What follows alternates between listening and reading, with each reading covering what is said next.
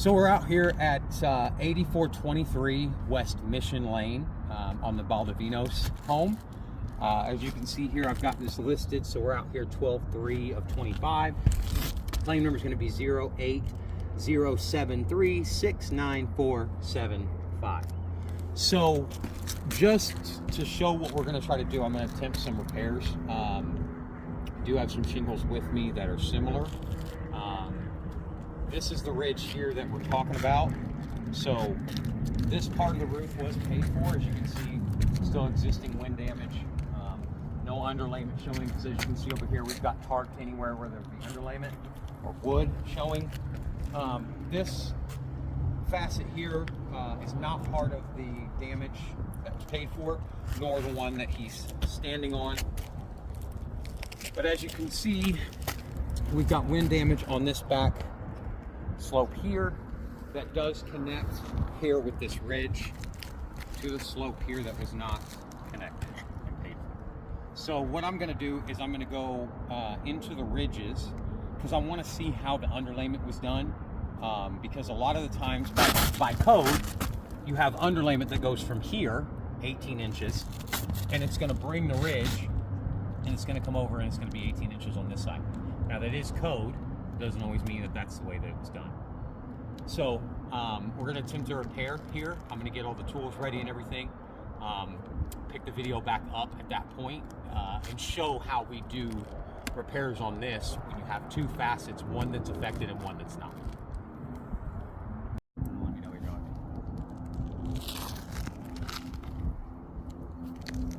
Okay, so I'm at the front rake on the ridge here. So this is the portion that's being paid for. This over here is not. So they said that they had given us extra, which I did see on the scope of work, for my guys to manipulate this ridge here, which goes all the way down that way, to be able to fasten these two sides together. My concern is, looking at the way that the roof looks, I don't know what's underneath these. So let's find out. So what I'm noticing first and foremost is that there's not going to be any kind of tackiness on this side of the shingle. So if you look, these will just come up, except for this one here, the side that's been affected. So let's do this. Let's start here. Make sure that one's clear.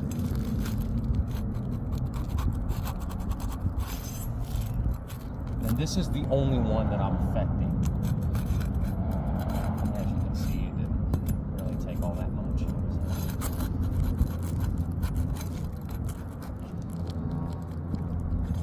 Like that.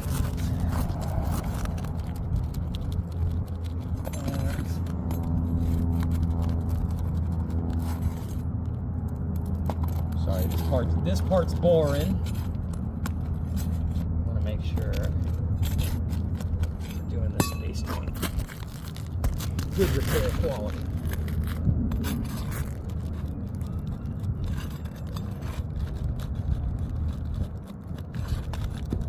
So the fastener should be gone. So as you can see here, we don't have any issues with breakage on the ridge itself. So the fasteners came out with it. So that's a very good sign. It's always a good sign. That's what you want to see. It feels like these are doing the exact same thing, which is awesome. Yep. As you can see, oh, where'd that go? There it is. So it did maintain its fastener. So it didn't come off. It didn't have an issue with breaking the ridge, which is great. It's what you want to see every time you do these. I can already feel it's in there too. Yep. Oh.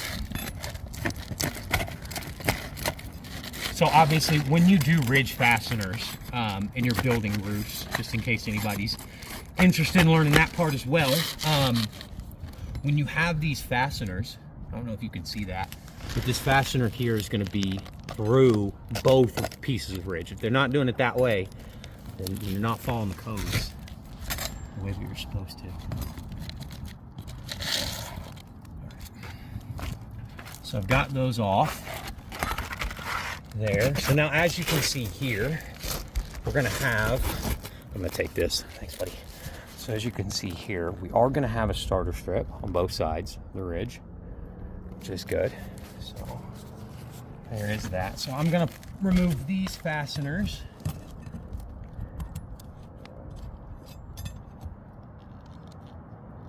So now I want to point something out real quick. I'm going to stand up, come around this side. So as you can see on this roof here, I've got the cap, right, which not everybody uses a cap, but this does have a cap. I've removed these fasteners here. This is going to be from the top layer of shingles on this side of the unaffected slope. So, don't want to lose them. So I'm now going to remove fasteners from this part, which again is an affected side. When you're getting these fasteners up, you really want to make sure you get underneath that lip with the tool. It makes it a lot easier to pull out without doing damage.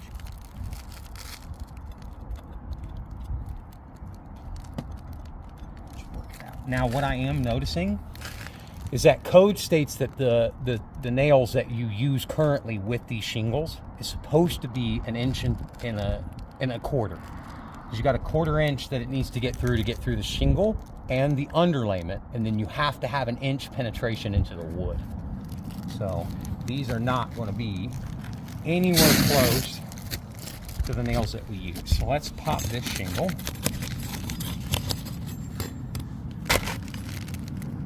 And then we're going to pop this here.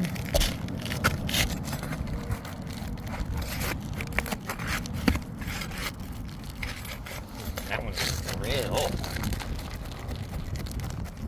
It's okay. It's going away anyway.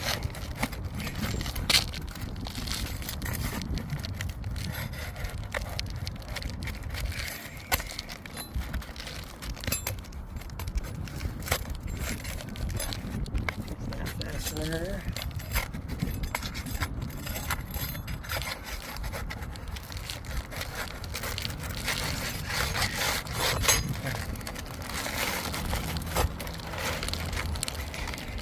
So, as you can see, now we have this exposed. So this was my concern. So you now have these shingles on the unaffected side that are being used to ridge cap over onto this side. So these are gonna have to go, right?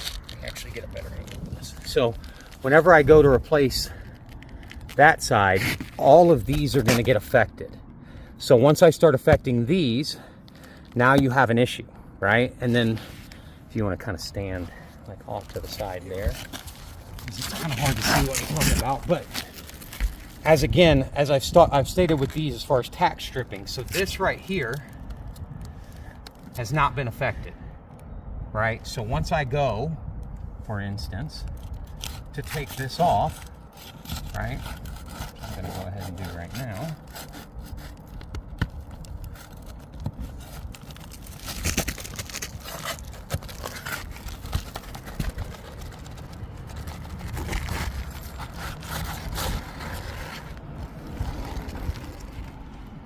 So now I'm noticing,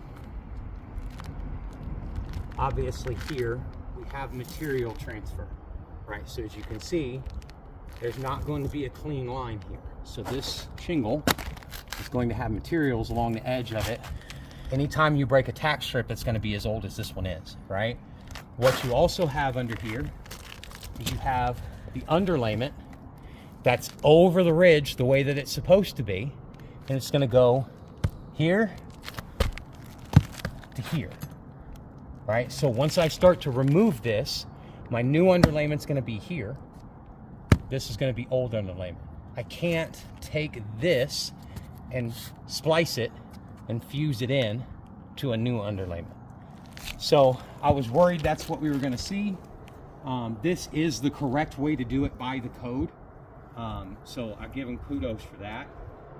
The starter strips do start obviously in the same spot, but I'm seeing one other issue now that I'm looking at that, and that's going to be this connected drip edge.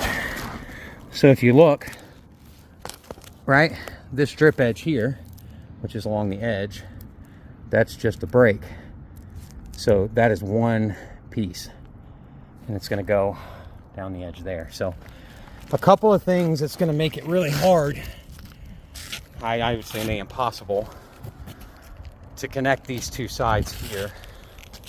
So the other affected area is right there where the satellite dish is, over that ridge to the back, over to our front side that's unaffected. I have a feeling we're going to find the same thing, but we'll find out.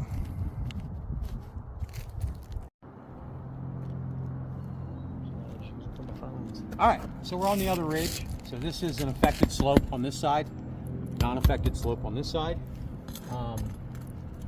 Let's see what we find. I'd love to be able to get this one done. Once again, I'm gonna come back a little further than I did on the other one. Now these ones are connected.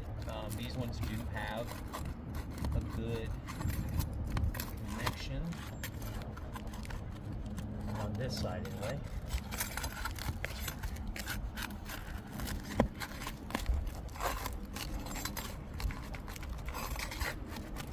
Got a little bit of the shade of the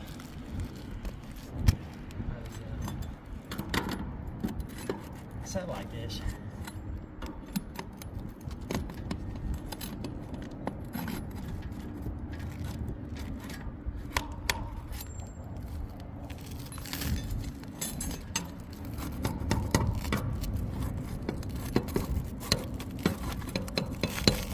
This is a removal day, so on the day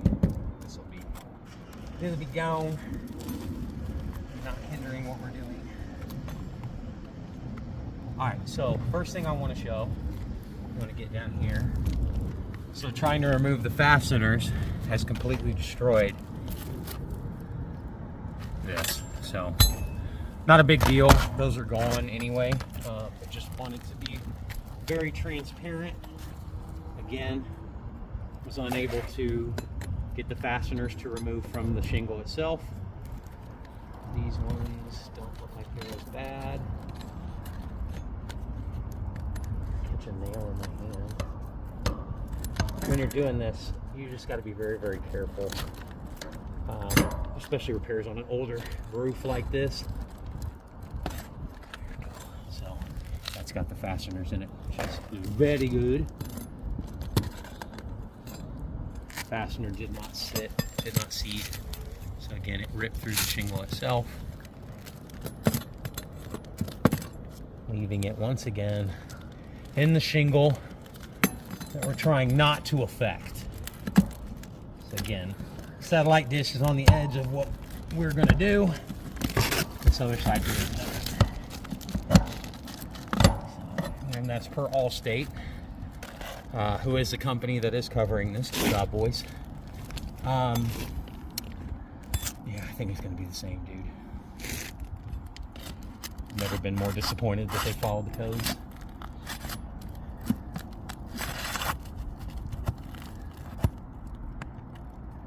All right, demonstrate this real quick. So once again, this is again the non-affected side that we're trying to leave alone. But this fastener here, even using the correct tools, still had an issue. That's not what I think the ultimate issue is going to be.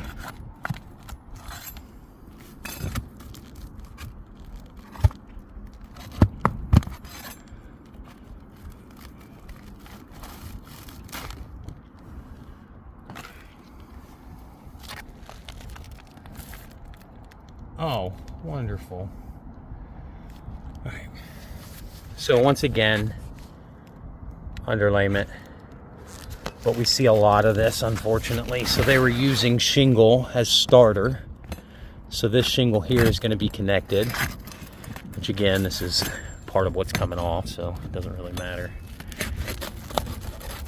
But underneath this.